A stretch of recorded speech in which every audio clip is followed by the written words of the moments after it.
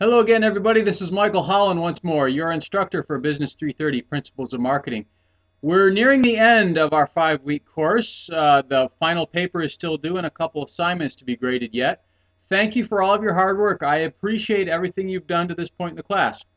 Final paper is looming, a big 30 points. And I know many of you have already done plenty of work on it, but it's not too late to get some really good advice to help you score as good as you possibly can on this final paper. I'm hoping everybody's going to do a really good job on the paper, and I want to help you. You've heard some of this advice before. I'm going to give you some again and some new advice that I think will really help you. Proofread, and then proofread, and then when you're done with that, proofread some more. Read everything you've written in your paper.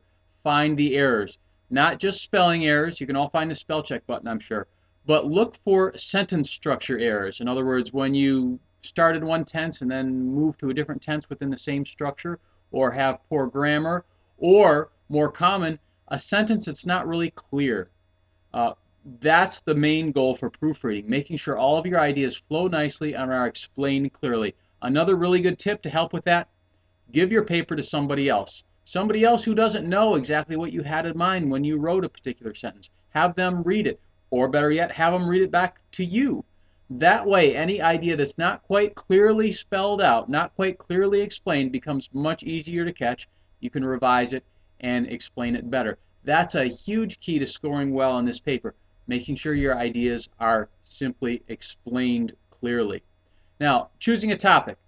Choose one that you know about, care about. I know many of you have already done that.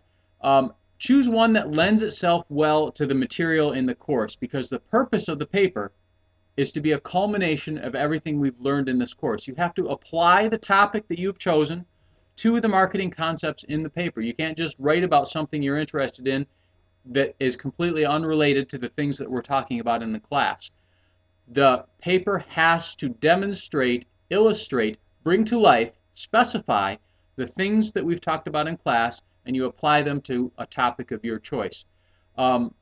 Don't worry about including every single topic from the course, but include a good number of them. A good at least 6 or 7 concepts from the course must be mentioned and included and explained in the paper. The paper also needs to include some references to other external sources besides just our textbook. Now, please don't sweat the paper. It should not be that difficult. I think many of you, I know all of you, have the writing skills and the ability to do a really good job in this paper, and I'm expecting almost everybody, hopefully everybody, will do a really good job in this paper, and I'm really looking forward to it. So don't sweat it too much. Feel free to contact me if you need to before the due date for the paper. I'm looking forward to reading all of your papers, expecting that you all do a wonderful job, and thank you for all your effort once again on all the assignments. You've done a very good job on just about all of these assignments, particularly the one we had last week about marketing to children. Many of you shared some good ideas there.